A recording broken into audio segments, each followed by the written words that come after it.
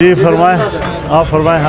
حضرت میرا تعلق جیو ٹی وی سے ہے، تو قاضی فائز عیسیٰ صاحب ریٹائر ہو گئے ہیں، نئے چیف جسٹس صاحب نے حلف اٹھا لیا ہے۔ نئے چیف جسٹس سے آپ کی کیا توقعات ہیں؟ کیا قاضی فائز عیسیٰ کو آپ دعوت دیں گے کہ وہ جمعیت علماء اسلام میں شامل ہو کے دین کی خدمت کریں؟ جمعیت میں آنے کے لیے تو میں پوری امت کو دعوت دیتا ہوں۔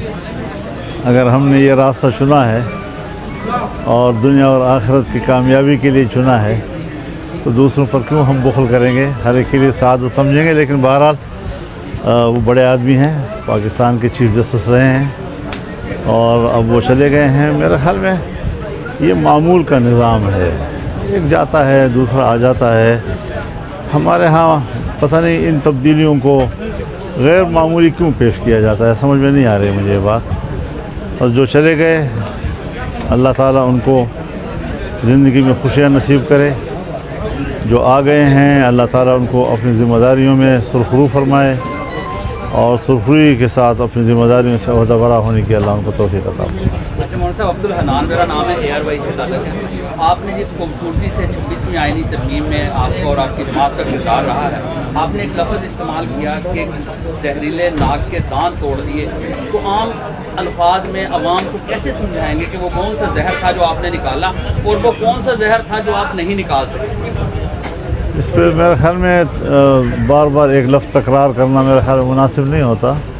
ہم بعض دفعہ اظہار کرتے ہیں، اصرار نہیں کیا کرتے۔ لیکن یہ ہے کہ 56 کلازز تھے جو گورنمنٹ نے پیش کیے تھے پہلے مسودے میں، وہ 22 تک آ گئے، 22 تک۔ تو آپ خود اندازہ لگا لیں، پہلا ڈرافٹ بھی چیک کر لے، آخری بھی چیک کر لے، وہ تو ایسی چیز نہیں ہے۔ پھر ہم نے 5 اس میں ڈالے ہیں اور 27 کلازز کا ایک ڈرافٹ جو ہے وہ باقاعدہ اسمبلی سے منظور ہوا، سینٹ سے منظور ہوا اور اب وہ ایک آئین کا حصہ بن گیا ہے۔ سر انیس اکرم میرا نام ہے۔ آپ سے میرے 2 سوال ہیں۔ ایک تو یہ ہے کہ جو آپ نے سود کے حوالے سے آئین میں شک ڈالی ہے وہ باب نمبر 2 میں آئی ہے، جس کا وجہ سے یعنی اس کی کوئی سزا نہیں اگر اس میں عمل درآمد نہیں ہوتا ان فیوچر۔ دوسرا یہ تھا کہ سر اسلامی جتنی بھی تاریخ ہے اس میں جتنے بھی علماء کرام ہیں ان کا کردار رہا ہے قاضی القضاء کا، یعنی علماء کے پاس چیف جسٹس کا عہدہ رہا ہے ہمیشہ سے تاریخی اعتبار۔ تو چونکہ یہ اسلامی مملکت ہے تو اس حوالے سے کیا آپ نے کوئی اس حوالے سے کچھ سوچنا شروع کیا ہے یا کوئی لاہ عمل اختیار کیا ہے کہ یہ جو قاضی القضاء کا یعنی چیف جسٹس کا جو عہدہ ہے وہ علماء کرام کے پاس ہے؟ دیکھیے، جہاں تک سود کا مسئلہ ہے اور یہ ایک پرنسپل آف دی پالیسی کے طور پر آئین میں آ گیا ہے، اب اس دفعے کو بھی سامنے رکھیں اور شریعت کورٹ کا جو فیصلہ ہے اب وہ فیصلہ تصور کیا جائے گا، وہ کسی درخواست یا کسی اپیل سے وہ فیصلہ اڑے گا نہیں۔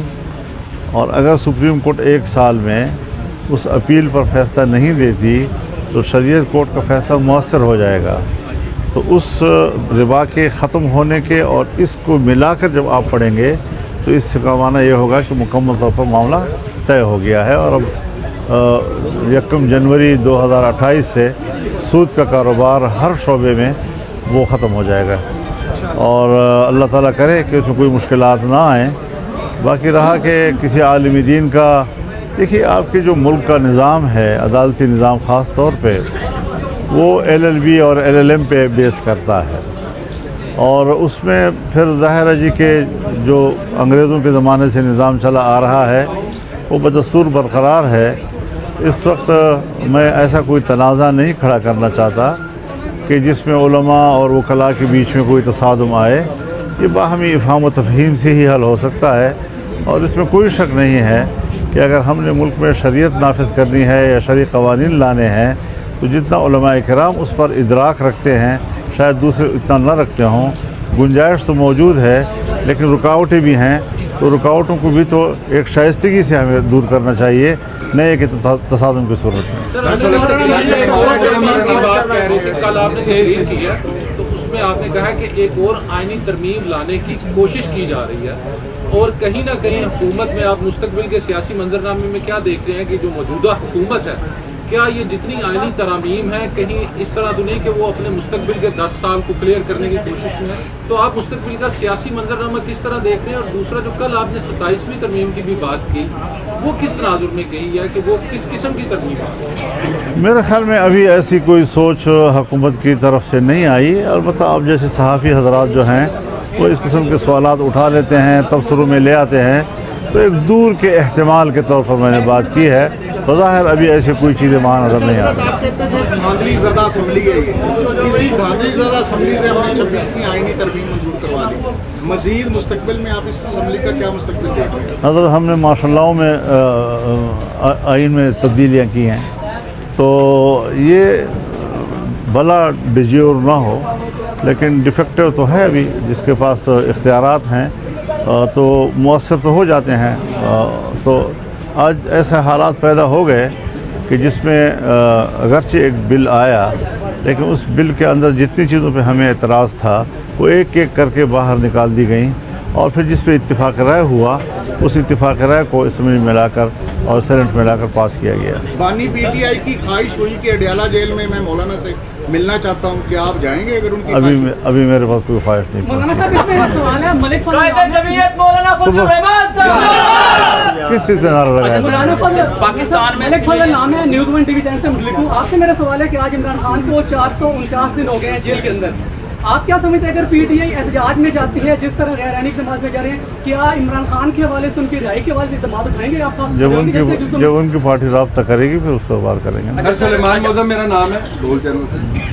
سر جس طرح آپ نے مولانا صاحب ابھی آپ کی آواز اتنی مؤثر سمجھی جا رہی ہے اور عوام کی نظریں اس وقت آپ کے اوپر ہے کہ کوئی لیڈر ایسا ہے جو عوام کو ریلیف دلوا سکتا ہے، مہنگائی، آئی پی پیز، بجلی، اشیاء خرد و نوش میں پسا ہوا جو یہ طبقہ ہے وہ اس وقت آپ کی طرف دیکھ رہا ہے، اس کے لیے آپ حکومت کو کیا کہنا چاہیں گے اور کیا ایسی تجویز لائیں گے کہ عوام کو اس وقت جو پس رہی ہے اس کو ریلیف مل سکے؟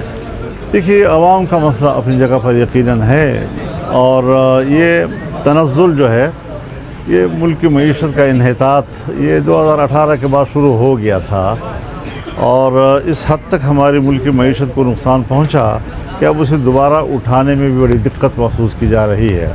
البتہ ہم اس پوزیشن میں آ گئے کہ شنگھائی تعاون تنظیم کی کانفرنس جو ہے سمٹ یہاں پاکستان میں ہوئی، اور آپ نے دیکھا کہ ہم اختلاف کو بھی اپنے حدود تک رکھتے ہیں۔ میں نے پی ٹی آئی سے بھی اپیل کی کہ آپ ان دنوں میں مظاہرے نہ کریں، اور حکومت سے بھی کہا کہ بل کو آپ ذرا التوا میں ڈال دیں جب تک یہ کانفرنس ہو جائے۔ مقصد یہ تھا میرا کہ جو لوگ پاکستان میں آ رہے ہیں ان کو پاکستان کے عوام کی طرف سے ایک یکجہتی کا پیغام ملے، اور جتنا ہمارے پاس ایک قومی یکجہتی کا تصور ان کے پاس جائے گا ان سے ان کا اعتماد بڑھے گا، اور پاکستان کے ساتھ وہ اقتصادی میدان میں تعاون کرنے پر آمادہ ہوں گے۔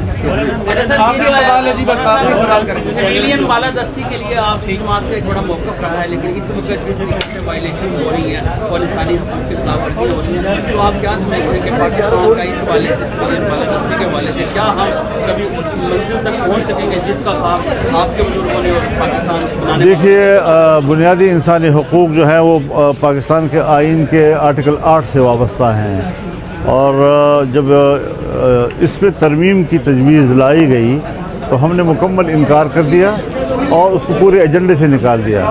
تو اس وقت جو آئین کے اندر بنیادی انسانی حقوق کا تحفظ دیا گیا تھا وہ برقرار رہ گیا ہے اور وہ متاثر نہیں ہو سکا ہے۔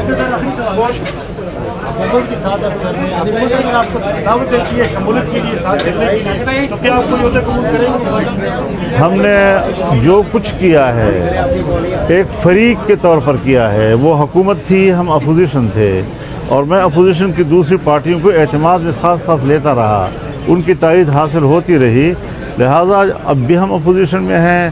یہ سارے مذاکرات ہوئے تب بھی بطور اپوزیشن کے ہمارے ہوئے ہیں ان کے ساتھ، اور آئندہ بھی ہم انشاءاللہ اپوزیشن ہی کا کردار ادا کریں گے۔ شکریہ جی، بہت شکریہ۔